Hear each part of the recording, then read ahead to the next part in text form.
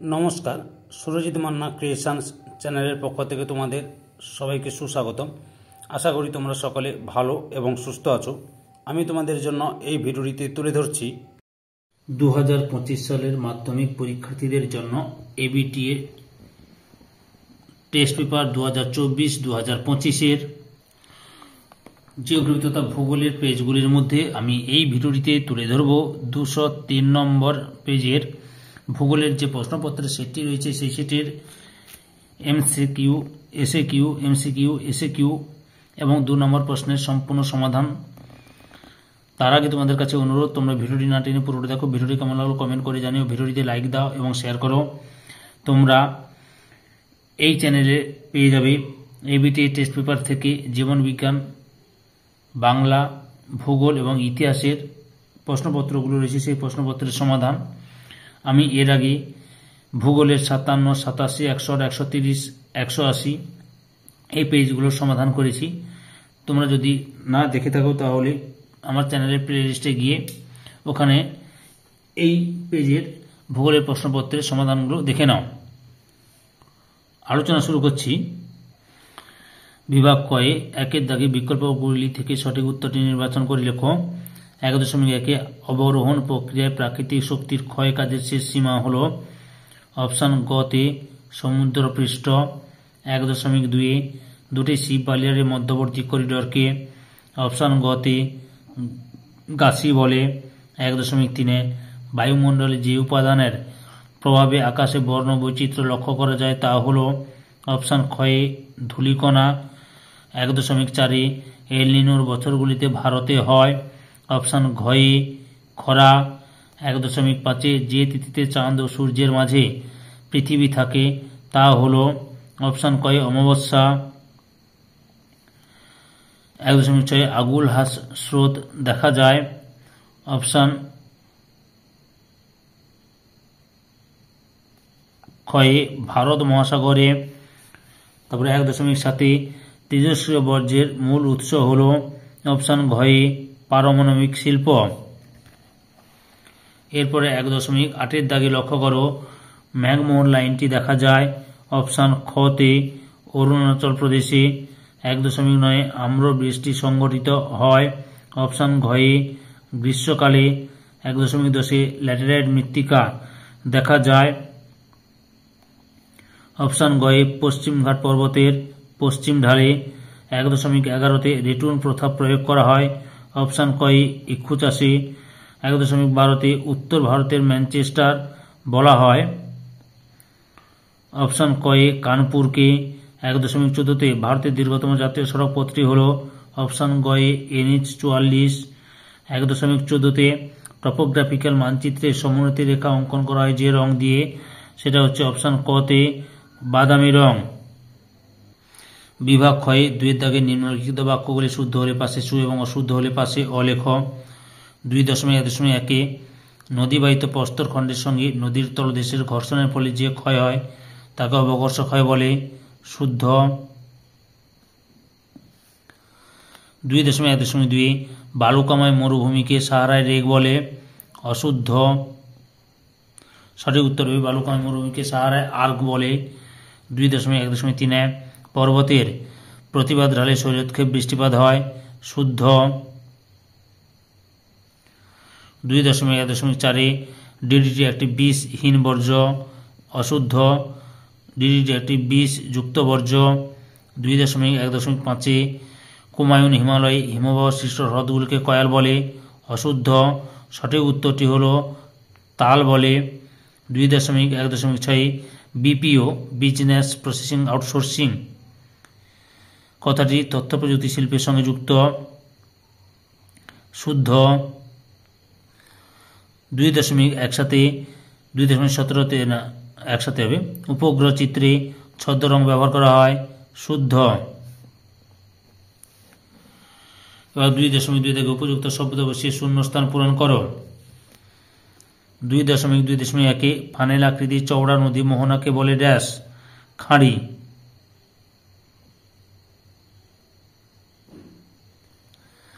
2.2.2 উষ্ণ ও শীতল সীমান্তের সৃষ্টি হয় ড্যাশ ঘূর্ণবাতের ক্ষেত্রে নাতিশীতোষ্ণ ঘূর্ণবাত। নাতিশীতোষ্ণ ঘূর্ণবাত। 2.2.3 ড্যাশ স্রোতের প্রভাবে নিউ ফাউন্ডল্যান্ড অঞ্চলে তুষারপাত ঘটে শীতল ল্যাব্রাডর স্রোতের ফলে।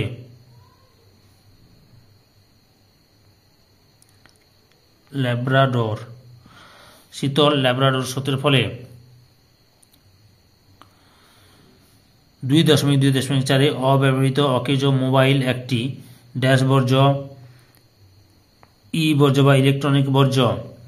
2.2.5 ড্যাশ হল উত্তর পূর্ব ভারতের এক প্রকার স্থানান্তর আদিম কৃষি পদ্ধতি ঝুম। 2.2.6 দাগে পশ্চিমবঙ্গের ড্যাশতে ধানের গবেষণা আছে হুগলির চুঁচুড়াতে।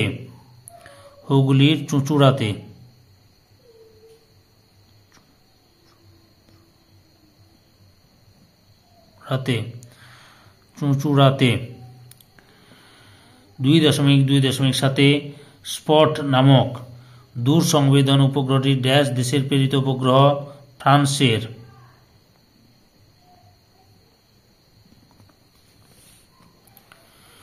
2.3 দাগে একটি বা দুটি শব্দে উত্তর দাও, যে কোনো 6টি প্রশ্নের উত্তর দাও।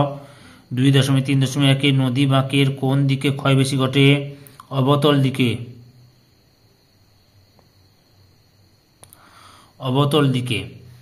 2.3.2 কোন জেট বায়ু ভারতে মৌসুমী বায়ুর আগমনে সহায়তা করে? ক্রান্তীয় পূবালী জেট বায়ু। কোথায় লিখে? এখানে লিখো, ছোট লিখতে হবে। ক্রান্তীয় পূবালী জেট বায়ু।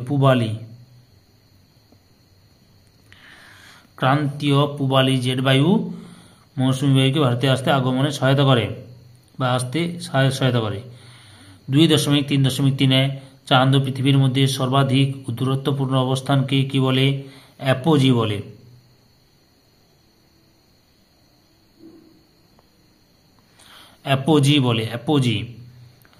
2.3.4 দুটি পরিবেশ মিত্র বর্জ্যের উদাহরণ দাও। দুটি পরিবেশ মিত্র বর্জ্যের উদাহরণ হলো, আমি একটু বলে দিচ্ছি, আনাজের খোসা এবং খড়ের অবশিষ্টাংশ। ধান কাটার পর যে খড়ের অবশিষ্টাংশ সেটা হচ্ছে পরিবেশ মিত্র বর্জ্য। আরেকবার বলছি, গৃহস্থালির আনাজের খোসা এবং ধান কাটার পর খড়ের অবশিষ্টাংশ। 2.3.5 কোন দ্বীপের দক্ষিণতম বিন্দু ইন্দিরা পয়েন্ট? নিকোবর দ্বীপপুঞ্জে বা নিকোবর দ্বীপের।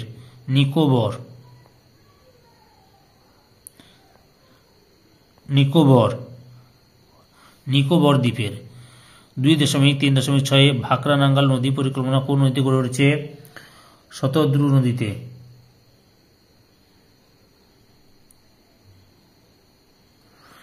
এদিকে লিখে দিচ্ছি, শতদ্রু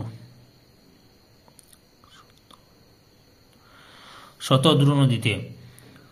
2.3.7 ভারতের সর্বাধুনিক বন্দরের নাম কি? নভসেবা।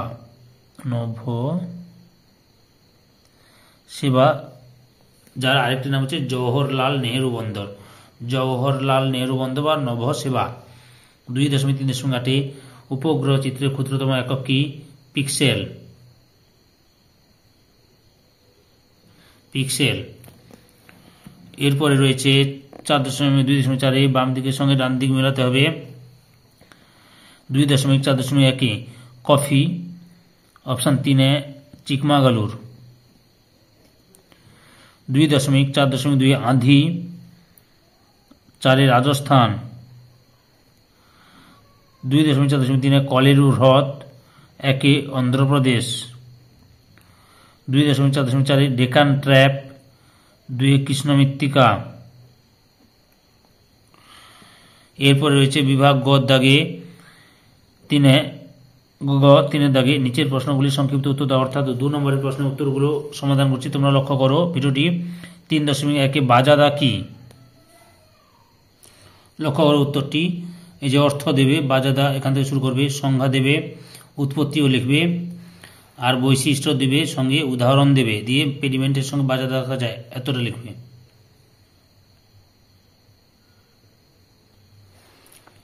অথবা অ্যালবেডো কাকে বলে?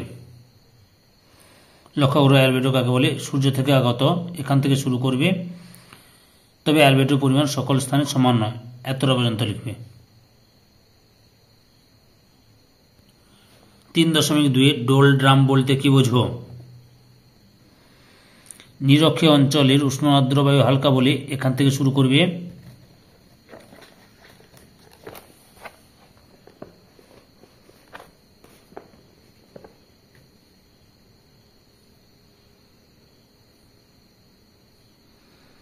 এটি নিরক্ষীয় অক্ষ নামে পরিচিত, এতটা লিখবে।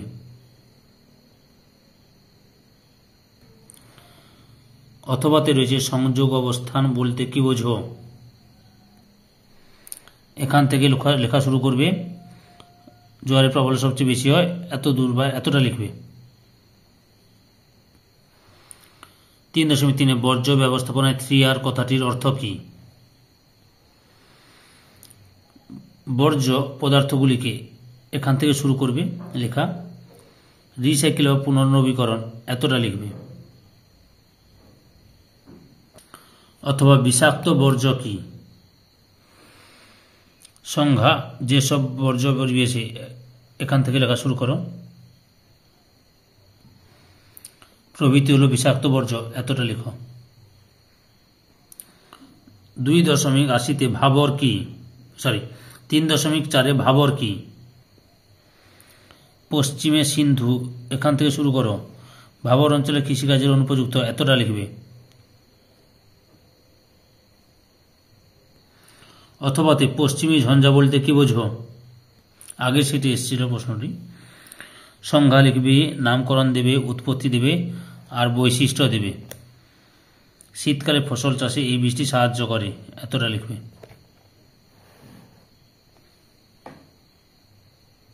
3.5 সামাজিক বনসৃজন কি? এখান থেকে লেখা শুরু করো, উপকৃত হয়ে থাকে, এতটা লিখবে। তার সঙ্গে দৃষ্টান্তটা অর্থাৎ একটা উদাহরণ দেবে। এই যে 1994 সালে পশ্চিম মেদিনীপুরে আরাবাড়ির গ্রাম সামাজিক বনসৃজনে বিশ্বব্যাপী সাড়া জাগিয়ে সাফল্যের স্বীকৃতি হিসেবে পল গেটি পুরস্কার পেয়েছে 1994 সালে। অথবা অর্থকরী ফসল বলতে কি বোঝো? অর্থকরী ফসল সংজ্ঞাটা দাও, উদাহরণ দেবে, বৈশিষ্ট্য দেবে। অর্থকরী ফসল চাষ উন্নত পরিবহন ব্যবস্থা নির্ভর, এতটা লিখবে। এখান থেকে শুরু করবে, এতটা পর্যন্ত লিখবে। 3.6 ভূবৈচিত্র্য সূচক মানচিত্রে দুটি ব্যবহার লিখো। দেখো, ভূপৃষ্ঠে বিভিন্ন প্রাকৃতিক সাংস্কৃতিক উপাদান নির্দিষ্ট অঞ্চলের উপাদান টোপোগ্রাফিক্যাল মানচিত্র থেকে পাঠ করা যায়। যে প্রাকৃতিক উপাদান পাঠ আর সাংস্কৃতিক উপাদান পাঠ, অর্থাৎ এখান থেকে এতটা পর্যন্ত লিখবে। ওকে,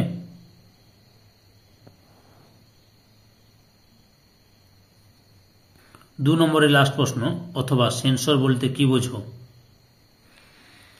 সেন্সর হলো এক প্রকার ক্যামেরা যা কৃত্রিম উপগ্রহে রাখা থাকে। এর সাহায্যে পৃথিবী পৃষ্ঠের বিভিন্ন উপাদানকে সংবেদন করা হয়। এই যন্ত্রের মাধ্যমে মহাকাশ থেকে পৃথিবীর বিভিন্ন উপাদান থেকে প্রতিফলিত সূর্যরশ্মির পরিমাণ সংগ্রহ করে তার বৈশিষ্ট্যকে তুলে ধরতে সাহায্য করে।